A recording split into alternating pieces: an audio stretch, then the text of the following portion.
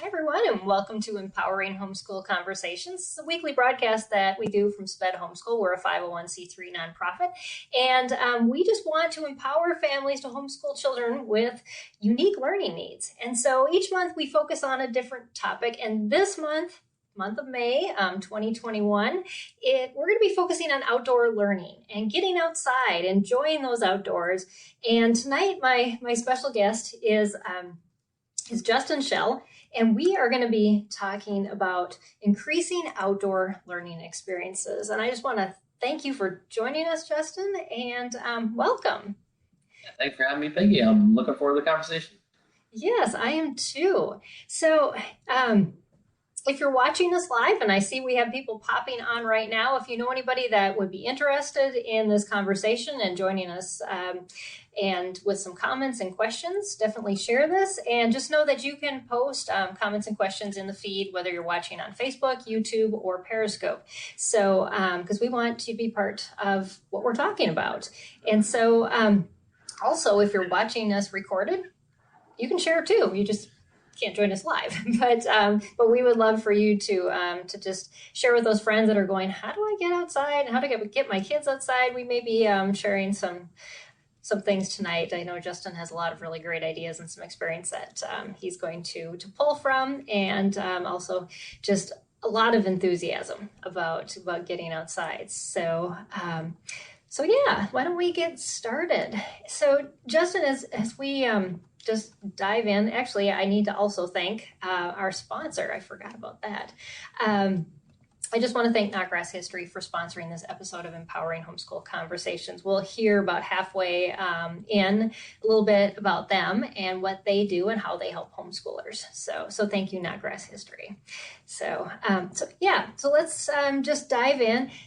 Justin, could you share with us just what fueled your love for the outdoors and how that has kind of carried through into your adult life, family life, and just what you're doing right now?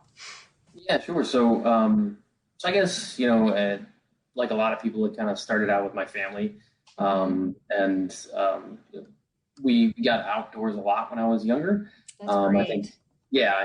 And I think my parents mentioned the first time I went skiing was like three years old or something like that. It didn't go well, but we got out there and we tried new things right. a lot when I was little. That kind of started to get me interested in different things, and eventually I got into scouting. I was in Cub Scouts, Boy Scouts all the way through. I got my Eagle Scout. Cool. Yeah, so through that, I got a lot of different experiences, outdoors, whether it was camping or, doing whitewater rafting or climbing or all different outdoor activities, and learning a whole lot of skills that really I didn't, consider like learning. I just considered there were things that were fun to do and we should go do those. And I want to figure out how to do it. So, so I think a lot of experiences through Boy Scouts kind of got me more interested in. And then actually in high school, in my local area, there was a magnet school for science and with a focus on global ecology studies. And so I applied to that and ended up getting into that. And so I joined that program because basically they said, okay, every 6 to 8 weeks, we're actually going to leave school for the day and actually learn out in the physical environment, learn from new places and new things. I said, great, sign me up. So, so I think kind of all those things, built this kind of lifelong love of nature and outdoors and finding new adventures and new things to try. So. Right. Yeah. So skiing at 3, I'm assuming your parents were outdoor enthusiasts a little bit as well, because I'm not assuming at 3 they didn't just send you out the door. No, definitely came along and made sure I didn't completely crash into things too often, at least. So, but yeah. I think we underestimate kids on what they can do at those ages. Yeah, I think we definitely do. Yeah. Because I learned to ice skate on single blades at 3, and so yeah. I think nowadays we kind of hold our kids back sometimes from those experiences. And so that's a good example. The skiing at 3, that's pretty risky because you just get going down that hill. Yeah, they were watching over. It's one of those things where they give you certain constraints on your risk, and they'll make sure that it's somewhat appropriate to your level. I think as parents, that's kind of our job to set constraints, but to make sure that those constraints stretch us. Both as parents, just beyond our comfort level, and that kind of gets us more acclimated to what they can do and what we can allow them to do. So. Right. It's kind of those testing those boundaries of what they can do and what they maybe need a little more work on or help on, but being there at the same time. So absolutely, that's a great insight. So you have a business called MySchool, and how have your experiences affected your family activities and then influenced your business? Yeah, so I think from like a day-to-day standpoint, for I guess first, focusing on the family part, we spend a lot of time outside. We try to start our day with either a walk or just playing outside, something like that. It really kind of helps us to start the day off right. You kind of feel fresh and rejuvenated from being outdoors, and we do that year round. So it's just a different experience in the wintertime than it is in the summertime. And I'm up in Maryland, so we have very much 4 seasons, or 4 very distinct seasons. So it's lots of different things to get used to. And right now we're actually doing this thing called the 1,000 Hours Outside Challenge. Basically it's a woman who runs an Instagram account that has challenged everybody to get their kids to spend at least 1,000 hours outside over the course of the year. Very cool idea.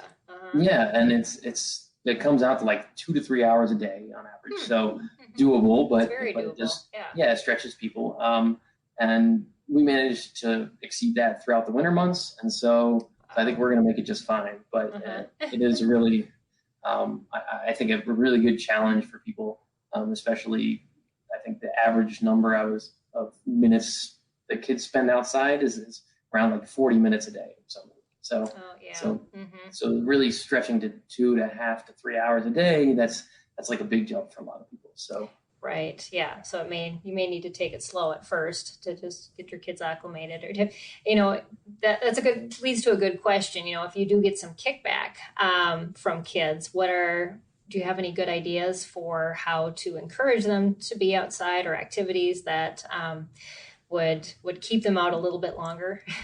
Yeah, I think some of that is just coming down to motivation, and they can be motivated by different things, and sometimes that's just trying to pique their curiosity with something. You're like, okay, well, if you guys want to stay in here, I'm gonna go check this out. And my kids are younger, so they're really curious, and they're like, oh well, maybe I'll go check that out.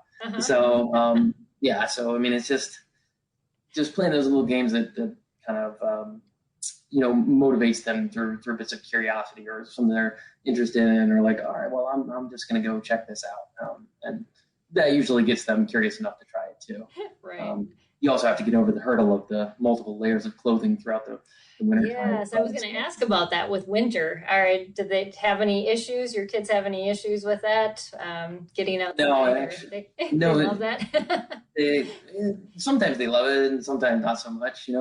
But it actually reminds me of this quote, and I think it was I heard it when I was discussing Waldorf education, and the quote was something along the lines of, there's no bad weather, only bad clothing choices. Okay, that is very true. So yeah, you can really prepare yourself for any different weather, and things seem, more approachable when you're well prepared for it, and exactly. And also people tend to acclimate differently. So like if we lived in Alaska and northern Alaska, and the weather was usually very cold, and you'd be like, okay, well, it's negative 25 today. Maybe we'll try to stay inside a little bit more. And here it's like, okay, well, it's like below 30. So, but if people up there can do it, you can too. It's just all about preparation and what you're used to and what you want to do. So That is a very good point. Yeah, your blood gets thicker when you live up north. We lived in Minnesota, and when we moved down to Texas, I just made fun of the Texans the first winter. I thought they are just crazy putting on parkas, and the next year I was joining them. So yeah. yeah, I lived in South Florida for a little while, and I did the same thing. It's Yeah. just what you get used to. So Exactly. Yes, but it is possible. I milked a cow at 20 below when we lived in Minnesota, and you just do it because you have to. So yeah, it's part of just the wherever you live and doing the activities outside. So I applaud you for getting your kids outside and doing that. I know last night we were trying to get my daughter outside, and we're building a pool right now, and it's now occupied by frogs, that because the pool isn't quite filled with chlorine, it's got just swamp water in there, and we have all these frogs now accumulating. My husband decided he wanted to try to get a frog out, so he recruited my 16-year-old who didn't want to go outside, and he's like, come on, just hold the flashlight. So, whatever you can do to entice them to get outside for a while. Or he always knows when the satellite's going or the space station's going over, and so that'll get us. He's got a thing built onto his phone, so whenever the space station's going to head over, we all go outside and sit and watch the sky and watch that. I guess there's a meteor shower tonight, but anyways, so nobody told me about it. No, yeah, I know. Only my husband would follow those things. So yeah, if you're looking for something to do later, there's a meteor shower supposedly over North America. So anyways, lots of different ways to get outside and have some experiences. You know what?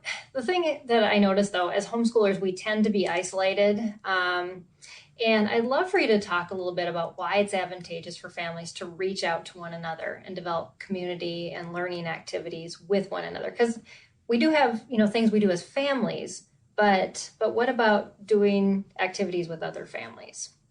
Yeah, so I like to think of that as kind of breaking down into a few different big advantages of looking to the wider community. And the first one is just more diverse sets of knowledge. And so I see everybody as kind of a sum of an infinite number of moments throughout their life, all these different things that they've learned, all these different experiences they've had. And if you start with that premise, you kind of see people as or kind of view it as you can learn something from anybody that you meet. Yeah. And whether that's something around their career, something that they do every day as a job, or whether that's just like something they're passionate about, a passionate hobbyist. Those are both things that people are often excited to talk about and to share with others if you're willing to reach out to them. And so I'll just take my wife as like an example. Yeah. So she, her day job, actually, she works nights. So I guess her night job is as an obstetrician. But so she knows lots about science and medicine and those kind of things. But most people don't know, unless they know her really well, that she's also a hobbyist beekeeper. And so we keep about 20,000 or so bees in our backyard, and these boxes that's a couple hives, and she's still fairly new to it and learning about it, but she's really passionate and excited about it, and that's contagious. We often talk about the best kind of teachers are the ones that really get you excited about learning the information. Yes, that's so true. Yeah, so my daughter, we just got her like a little bee suit too. Oh, cool. And so she'll go out, she's 4 years old, and straps on this whole thing, takes her little smoker like she owns the place, and goes out there and helps my wife pull the hive apart and inspect everything and make sure that they're growing nicely, and learns a little bit about it too, and so just kind of being able to share that passion is a great thing, and those are the kind of things that we can do with other people as well. Yes. So that first piece is just sharing and getting access to really diverse sets of knowledge that are all around you don't even know about. The second one is resources, and whether those are physical resources from like a park nearby. That just one example that comes to mind. There's a park around the corner that actually builds like a 1-to-1 replica wigwam and small Native American village. And so Cool. if you want to go actually see how the structure is built and, see, very, they use the same building techniques and everything. And so, you can kind of read a little bit about that at home, but then you can go out and actually, because that physical space is there, you can connect with it and say, oh my gosh, this is how it might feel. And so those memories kind of evoke that, evoke more emotion and get those ideas to stick more deeply into your memory and really commit it to memory. Right. So, I think access to resources is another big one. And the third one I think is when those two pieces kind of play together, and in finding different sources of knowledge and different resources, you're talking to other people, and that kind of inevitably leads to these social situations, and so you can you get that socialization piece that is, especially over the last year, has been really limited for a lot of people.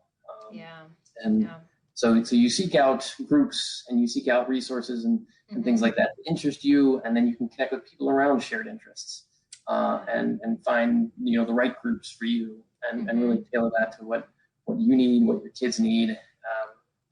So it's really good for both the parents and the kids. So I think all those things kind of come together and really produce a really robust landscape that you can take advantage of if you know it exists. Yeah, and kind of just build community based on interests or maybe what you're studying that year. So on a variety of different things, or just something that comes up that looks, that looks interesting. Why don't we try it? Yeah, exactly. Like I didn't know I was interested in that, but I didn't know it existed either. And now that it exists, I kind of want to check it out. Yeah. Yeah. That's what's great about people who are passionate is, they're willing to just open it up, and share to people that haven't. I've had people over to try my aerial silks that some said, I want to come back. And others said, oh no, I'm never getting on that thing again. And they learn a lot by deciding whether they wanted to or not, but just trying it out. It's like, I saw people do that on videos or whatever. And so, but, as you were talking, it made me think, we joined a historical society when we lived in Minnesota. And so a lot of times we would go to these historic sites. But the thing that made it so wonderful for learning was they had the reenactment actors there. And so, yes, we could walk through the buildings, but somebody who was reenacting and relating and passionate about it, because they were all volunteers, just added to that experience. And it kind of connected what you were talking about, is that resources, but the person. And we learn so well through relationships, and that is so key. Yeah, it kind of attaches the story to it too. And learning through stories, and we're kind of hardwired, I guess, evolutionarily, to really to be able to learn from and to remember stories very well. So you can learn people's stories and really build a relationship, and those can be really advantageous for building those memories and lasting memories. Yeah, that is so true. Yeah, those things anchor into our brains, and our kids remember those things, and much better than, like you said, if you just read about in a book. But when you stand in the middle of that wigwam, all of a sudden you have a relationship, and you know the space. We went and did the Little House on the Prairie tour, and we saw what the dugout looked like in the one book, and it was so small. You think, oh, it had to be a bigger hole, but it really wasn't. And that lasting impression of oh, people lived in this for like a whole winter with each other, and we're complaining about COVID. Sometimes it helps to really, refocus your mind. Yeah, exactly. New perceptions around things. Yeah, it's so true.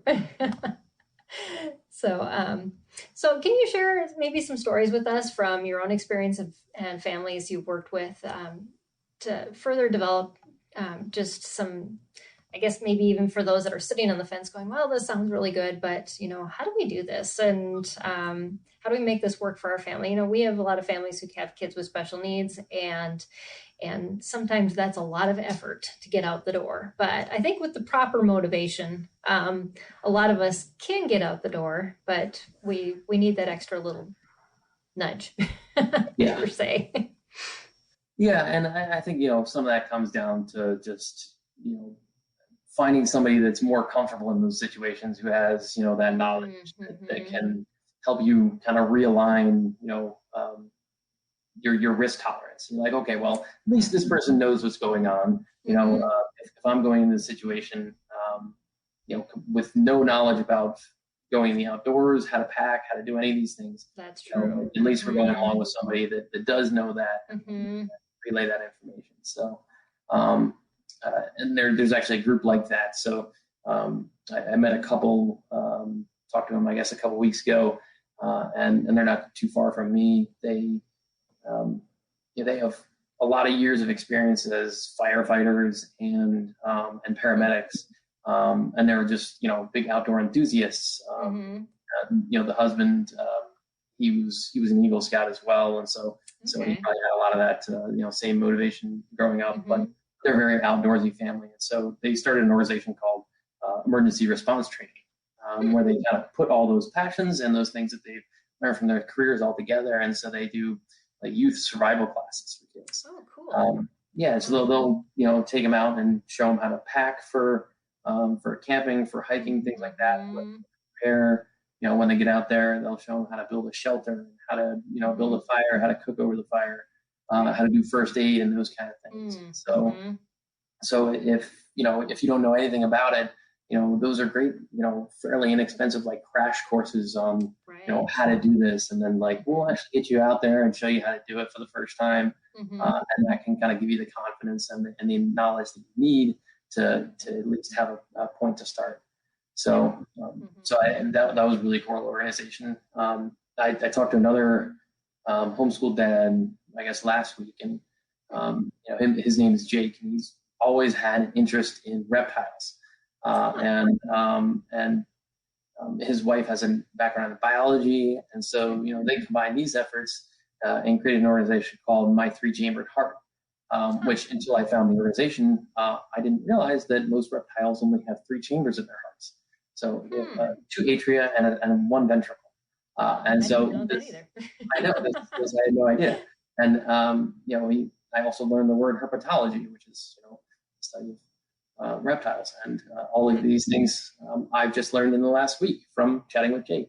That's really cool. And I haven't even been to the classes that they run. So they have, they have a number of snakes and lizards and turtles. And he said if everything goes well with their permits, they'll even have a crocodile soon.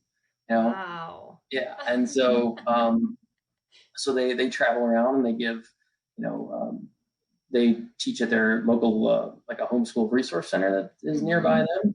And then to other organizations, they go to shows and things that allow people to meet and touch and become more familiar and more comfortable around reptiles. And a lot of people have these fears of snakes, and so that might be like I really don't know about it, but maybe I'll learn a little bit about it, and maybe that'll give me a little bit more context to say whether we should be afraid of this and what we should watch out for.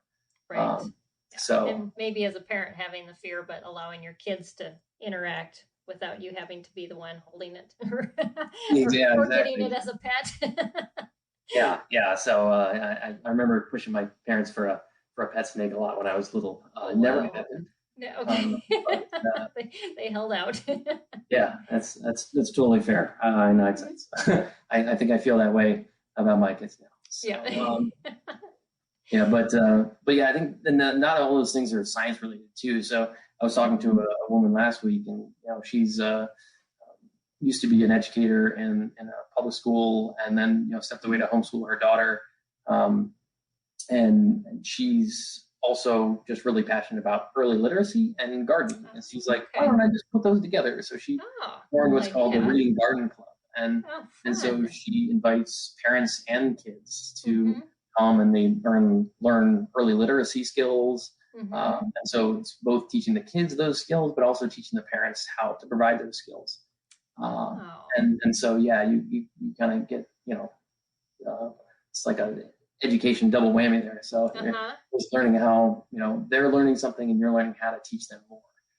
So really good opportunities for anything in the outdoors. And then one other thing comes to mind, and I think you had a woman named Abby Ranella back on. Yes, she was on in December. Yeah. And that was a very interesting interview. The nonprofit she runs, I think what's it called? Called Beyond. Yes. I remember. And they're basically facilitating outdoor adventures for special needs families. Yes. And so there's, they kind of combine their passions and their knowledge and put it into this effort. And lots of families are out there doing those kind of things, but they're very hard to find. Yes. And so that's kind of one of the things that we're trying to solve, is to just make those opportunities easier for people to find. Yeah, and connecting with each other. That's so important. And it's, as soon as people start homeschooling, their first question is, well, how do I find curriculum? But then is, how do I find a group? How do I connect with other people? And those should be your first questions, but that how do I connect is sometimes really difficult, because there's either, groups focused on just like, we'll teach your kids, you drop them off, but that's not really connecting. And so, but people really want community, and that's what they're looking for. So yeah, I applaud you for what you're doing with MySchool and connecting families with those types of activities. I was, as you were talking, sometimes things like Boy Scouts, you were talking about, just if dads don't know how to camp, but that sometimes teaches the dad how to camp as well as the son. Yeah. Yeah, and my husband was involved in Civil Air Patrol for a long time, and they teach a lot of survival skills as well to students and a lot of other things. So there's organizations out there that can really help with connecting, and more, not even homeschool related, but a lot of homeschoolers use them for various things. So. Yeah, and so whether they're just families or whether they're formal organizations, there's all these different resources right around that you can take advantage of the things that they can offer, and that can add a lot to your family and to their education. So. Yes, yeah, that is very true. So, well, we're going to take a quick break because we're about halfway through our broadcast. So I'm going to let Justin pop off the screen for just a minute here, and we're going to hear from our sponsor, Knotgrass History. So stay tuned, because Justin has a lot of really good things to share, just about connecting and how do we do that in this new era that we're living in. So I'll have you back in just a while, and I want to thank Knotgrass History for sponsoring this episode of Empowering Homeschool Conversations. I'm going to just read a little bit about Knotgrass History, their curriculum that gives parents a flexible set of tools that you can adjust to meet the needs of each student in your family. They use a readable typeface in their books, making reading easier for students and parents. Hundreds of full-color photographs and illustrations provide a rich experience for visual learners. All of the courses include hands-on activity ideas for students who like to write, draw, build, and create. Marilyn from Pennsylvania says this about Knotgrass History: "It is such a delight to see my son retain and enjoy history, especially as he has learning disabilities that make it difficult to retain information. Your curriculum is one of our victories." You can try Knotgrass History for free. Yes, I said free. See how it works for your family by visiting their website, knotgrass.com. And if you also would like to know, we've just done a whole bunch of unboxings and video reviews on our YouTube channel, so you can check out the a review crew playlist and find those there. So thank you, Knotgrass, for sponsoring this episode. And we're going to bring Justin back, and so we have a question to start our next half an hour. So welcome back, Justin. Are you ready for a question from, I guess it's from a viewer on Periscope? Nancy asks, where do I look for resources around where we live? So that maybe just be a general question. How do we even start that process of looking for resources and connecting with homeschoolers? Sure. I think, that kind of, gets to the center of what MySchool is and what it can do. Mm-hmm. Just to tell you a little bit about it, our main goal is to provide people with three main things. And the first one is the ability to find people to meet, so other homeschoolers to meet, places to go, and things to do. And so that kind of hits that places to go thing, and what kind of resources are right around you. So MySchool is a platform that anybody can go on and either say that, I'm a local resource that people can use. These are the kind of things you can learn here from my organization. Or you can go on and just say, suggest a spot. And, this is some local spot that it might be a museum or it might be a co-op, it might be a nature center or a park or anything like that. And you can say, this is a place that we love to go. This is why we like to go there, and provide a little information about it and the address, and it'll plop it on the map. And so you can challenge your local, Facebook group or your local organization and say, hey, if everybody goes and puts on a few resources that they know, that'll start to build the local learning landscape right around your area. And really, you can access that diverse set of knowledge that your local community has in order to build out that map. And so that's kind of, one way I think you would just go about finding those if you don't know what's out there. It's just to reach out to the community and in any ways you have, whether that's Facebook groups or whether that's email groups or whether that's a physical organization you belong to or a co-op or what it might be. But yeah, just challenge them, bring them all to the table. I just want to let people know, if they're listening to the podcast, that your website is myschoolatHome.io, because they won't be able to see the screen. But if you're watching, you can see the website down below us. So yeah.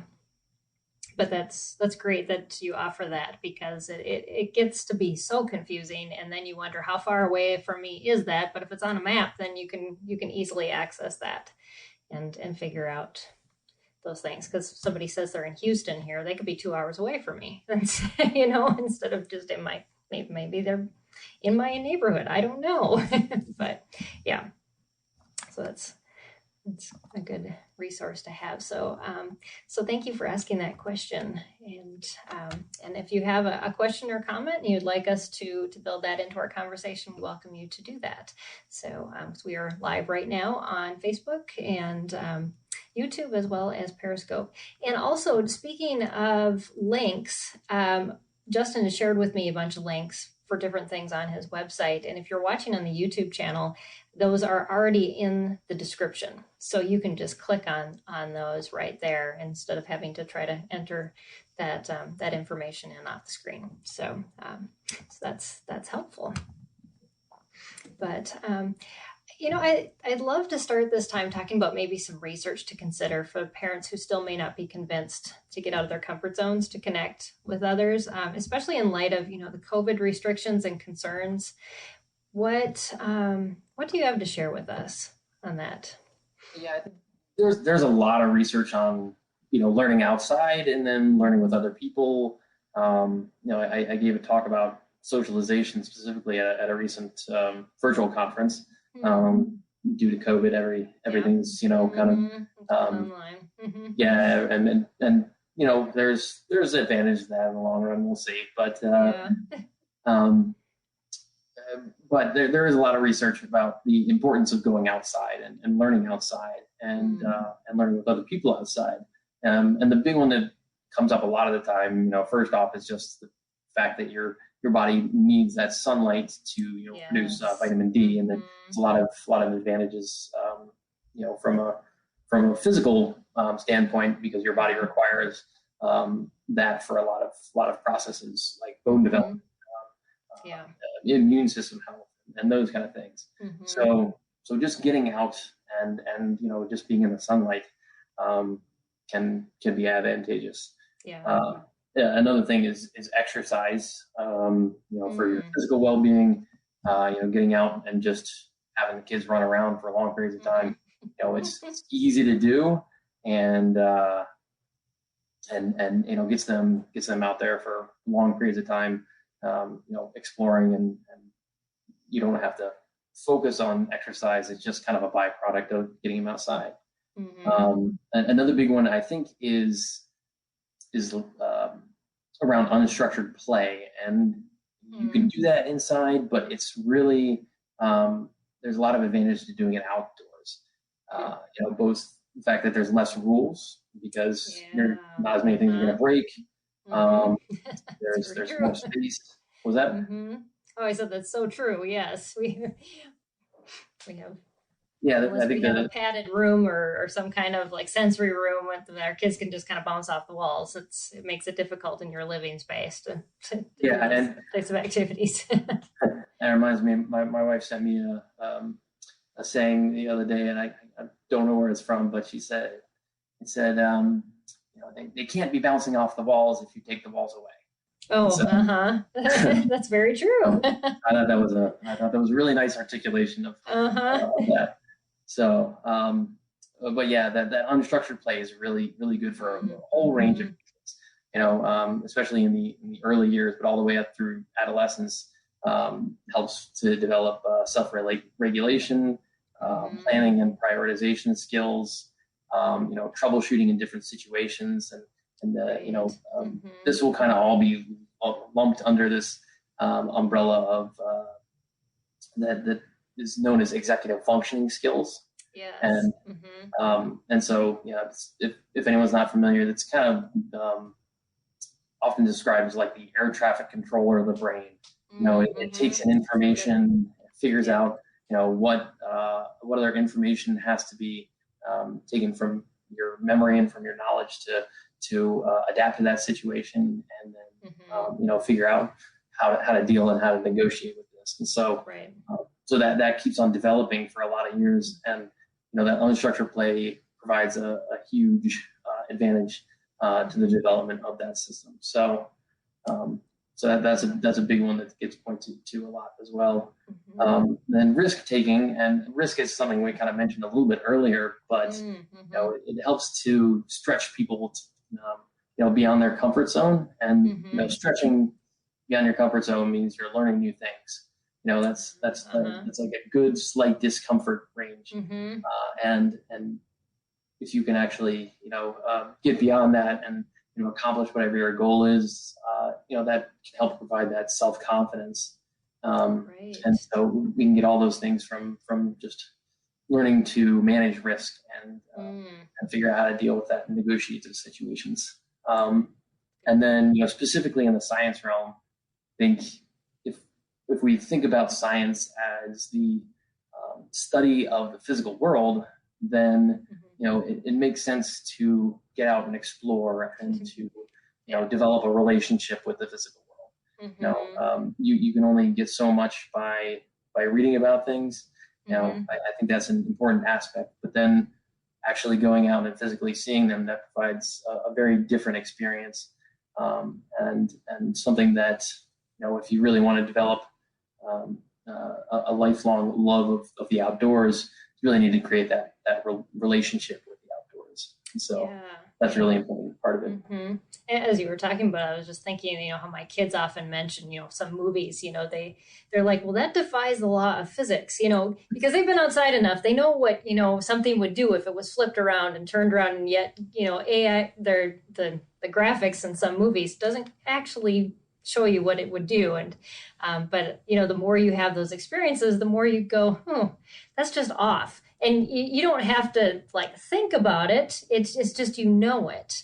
Yeah. I've seen that before, and that's not how that happens. Yeah. Right. Exactly. But it's not like you can read a textbook and get that knowledge. It's something you have to gain from experience.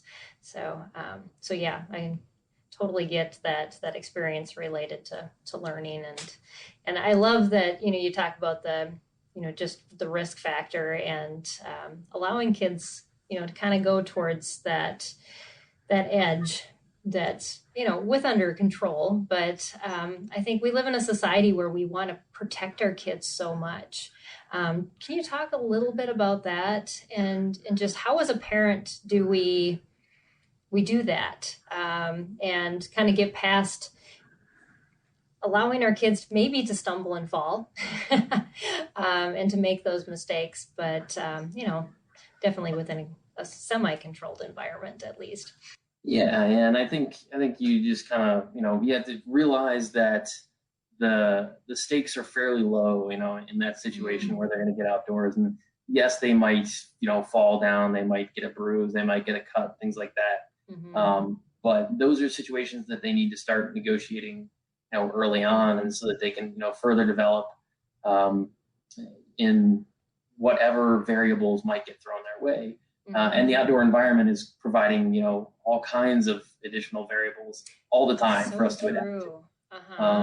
And whether you're just, even if you're in the same place, there's differences from day to day. But if you're out in a new environment, even if it's not that far from your house, you're going to experience, very new things. And, whether that's from a physical standpoint, just getting used to running over rocks and jumping over logs, things like that. I mean, that's an environment that if you're, stuck in the city all the time and you're only on flat roads, you're not physically developing you're not getting used to jumping from rock to rock and things like that. And so from a physical development, from a cognitive, and from, that idea about executive functioning, from all those standpoints, there's a lot of advantages to getting out there and just learning those things. And so some of it is just, saying, okay, well, worst case scenario, they're going to get a little banged up from this. Right. We'll see how this goes. And then, just try to hold it in as long as you can. Exactly. And then maybe that will stretch you just far enough where you can be like, oh, okay, they did really well at this. We'll stretch a little further. So, you're both stretching them and stretching yourself at the same time. Right. But yeah, just as long as you're in a situation where, overall the risk isn't, that big, it's really just a good idea to just give them the opportunity to try to figure out how to negotiate those situations on their own. And then they can come back to you if they need help, when they need help, and you can help them figure out a way to do it. But give them the time to try to work it out. There's a lot of advantages to doing that. So true. Yes, it's scary. I think a lot of times parents ask me, well, what do you think about that with your kids doing this? My kids at one point in Minnesota, we lived on a lake, and it was like 40 steps down to the lake, and we got enough snow. They built a bobsled track and then launched themselves off the end of the dock onto the lake. And I was like, I just don't look. Yeah. Sometimes you just better not to see. Yeah. Exactly. They know where to find me if they need something. And so when you're growing up, did you have any of those experiences? Probably too many. I think, that would be a better question for my parents, and how many near heart attacks I gave them. But plenty of that. I used to try. I climbed every tree we found and every rock face we found, and I was a big climber. And I only fell down maybe once or twice. Got the wind knocked out of me. Scary situation, but I was like, okay, I got the wind back. Let's try it again. Yeah. And I think it was far scarier for my parents than it was for me in the long run. So, but yeah, that climbing has really is something that I still love to do, and would love to do more with my kids when I can get over that fear. Right. Yeah. You just don't look down. But, yeah, exactly. The more you do it, it gets easier. So, yeah. I'll find a good experienced group to take us out on that. Exactly. Or join one of those climbing gyms, and then you'll have partners, and maybe there'll be a homeschool group, and yeah, you can get them signed up on your website. And Exactly. And they can help you with all those tricky. Yes, I've done some rock climbing, and it's when you start going upside down. I was in a competition once. I was racing against this guy, and he was leaping from one to the other. I'm like, okay, I've lost. I can't do that. But anyways, so Nancy again from Periscope said their challenge is finding organizations that allow for it's a behavior program, BCBA, to support our children.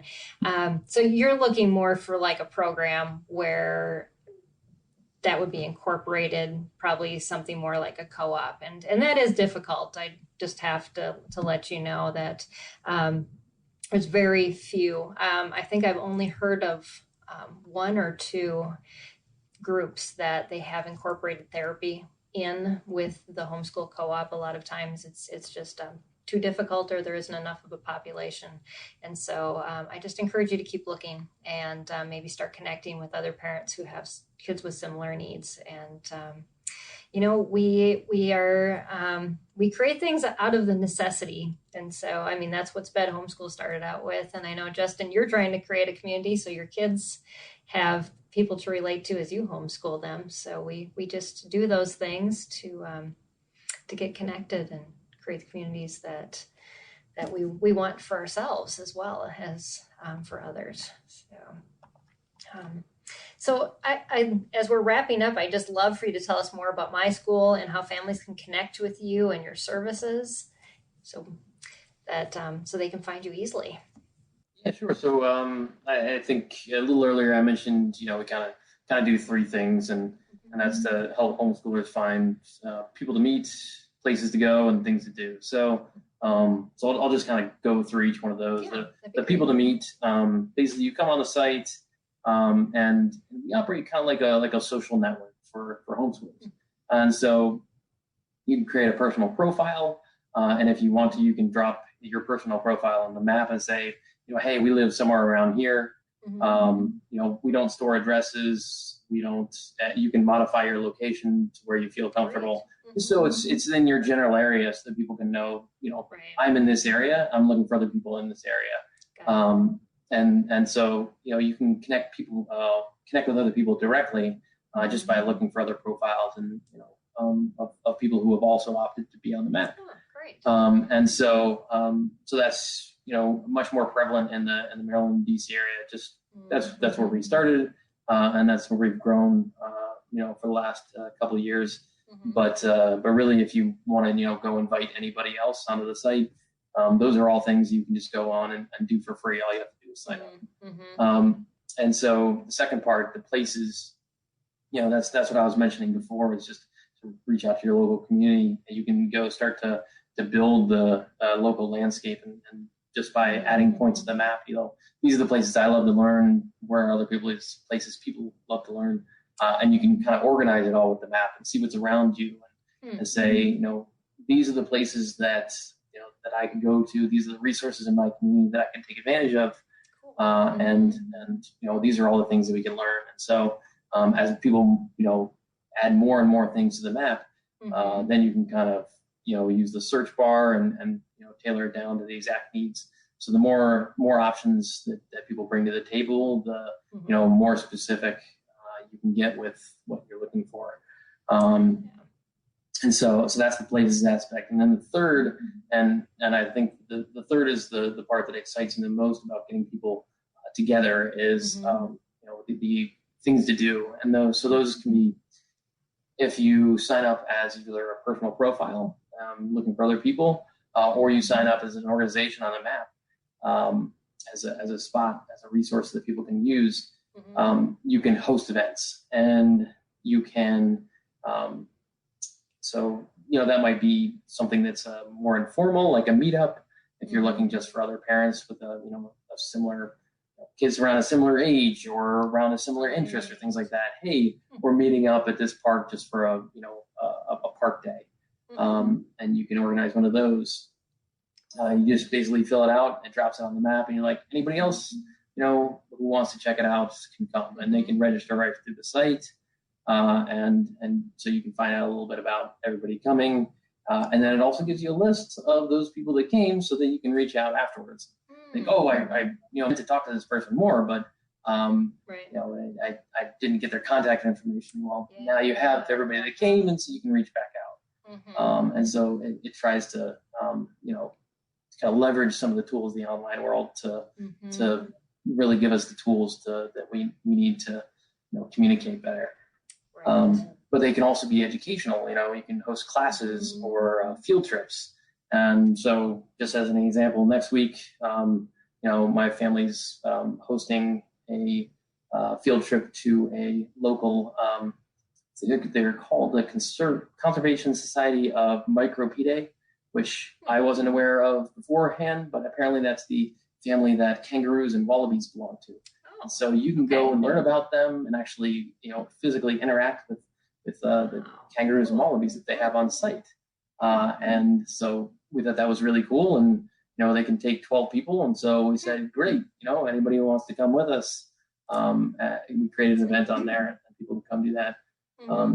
Actually, interesting thing about that group, they are moving to Texas in a few weeks. Really? So we're one of the last people who's going to get a tour in this area. But then we'll make sure they drop a point over there where they move to in Texas. I think they're just going to be a little bit north of the Dallas-Fort Worth area. Okay. Seems totally worth the drive. I've never experienced meeting a kangaroo before, so I'm quite excited. Yes. And my daughter hasn't stopped talking about it since we mentioned it. So funny. Yeah. So it's it's kind of bringing all those different pieces together to meet people, find new places to learn, and find different ways to learn with other people. That's where you're really taking advantage of the knowledge of other people around you and putting the resources that they have available. They invite other people to join them for those experiences. So. Awesome. Yeah. So again, if you're listening and you can't see the screen, it's myschoolatHome.io that Justin's talking about. And you'll want to I encourage you to do what he said, to get your information on there and to start sharing with people that that homeschool and getting local information on there, because it's a great way to connect that can help you find one another instead of just a group where things get lost in the feed and you just can't. Are like, where was that person who said that they lived near me, and then try to do a search and you just can't find it. But yeah, those personal interactions and then having those events and being able to meet each other and then be able to connect back online, because usually when we're doing those things, we're so crazy busy with kids we don't always remember to even share each other's names. It's like, oh yeah, that was that family with but yeah, so that's just an awesome resource that you've developed. And I went on today and registered to Sped Homeschool. So I have to tell you, it's a super easy interface to use. I told Justin, I said he did a good job. Appreciate that. So it's really simple to fill out, get your information on there, and get going. So kudos to you for that. So yeah. But I don't know if we have any more questions or comments as we are wrapping up. Is there anything else that you'd like to share, Justin? I think I just, like to invite anybody that wants to check it out. We're very open to feedback. So if you check anything out, you're like, I wish I could do this, or, I also have this problem, can you guys help me solve that? Those are really the things we like to tackle. And the more feedback we get, the more we can, plan what features to build out for different people to solve different problems. And that's really what we're looking to do. So yeah, if anybody wants to reach out, info@myschoolatHome.io. And I read all those emails that come in. So you get a response directly from me. And so I just invite people to check it out and let us know what you think. Great. Yeah. And we'll start posting the conferences that we're going to be at there. So parents know how to connect with us. And we're going to be starting family camps hopefully this fall. So that'd be a great way a place to share it as well for those things. But yeah, so much now that people are getting out and about, it's a great time. I know you started this when COVID started and you've been so patient, but I was speaking at a real conference this last week, and people are just desperate to connect with other people and just have conversations and be around one another again. So it's exciting times. So thank you for creating this resource, and I look forward to seeing how it grows. Thank you very much, Peggy. I appreciate the chat today, and I really had a lot of fun.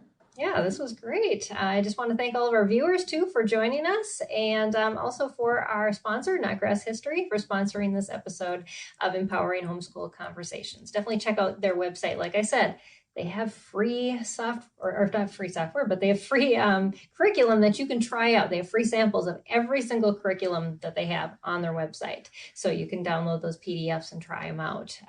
And so lots of great parent helps too that our reviewers can tell you about. So check out them at notgrass.com. And I'm trying to remember what we're talking about tomorrow. Oh, I have a return guest. Dr. Daniel Franklin will be back, and he's going to talk about creating successful outdoor learning experiences. And so how do you teach and make sure your kids learn what you'd like them to learn? And so we're going to be continuing talking about outdoor learning, and hopefully continuing to encourage you to get outside. Like Justin was saying, there's so many advantages to us getting outside. And I love that challenge that you were talking about.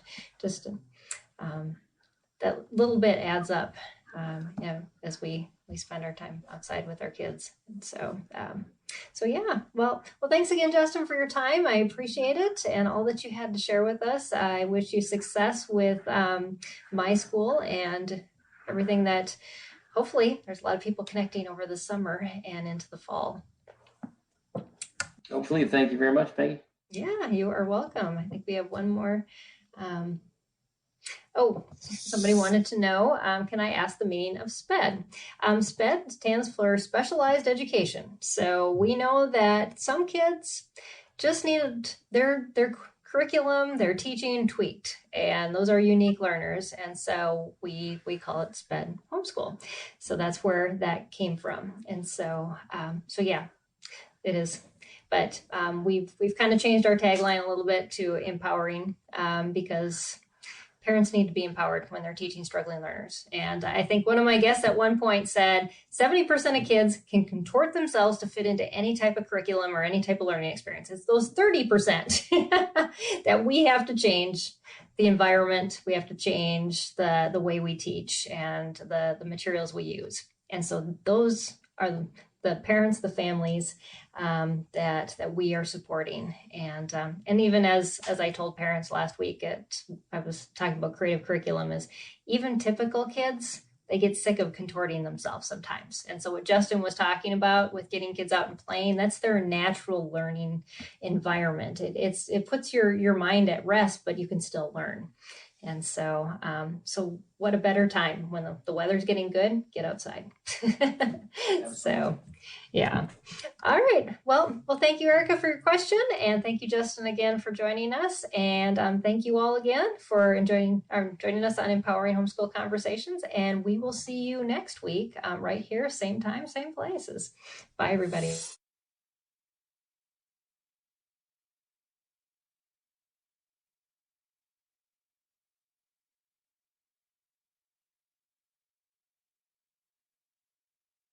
Life Audio presents Bridges with Monica Schmelter.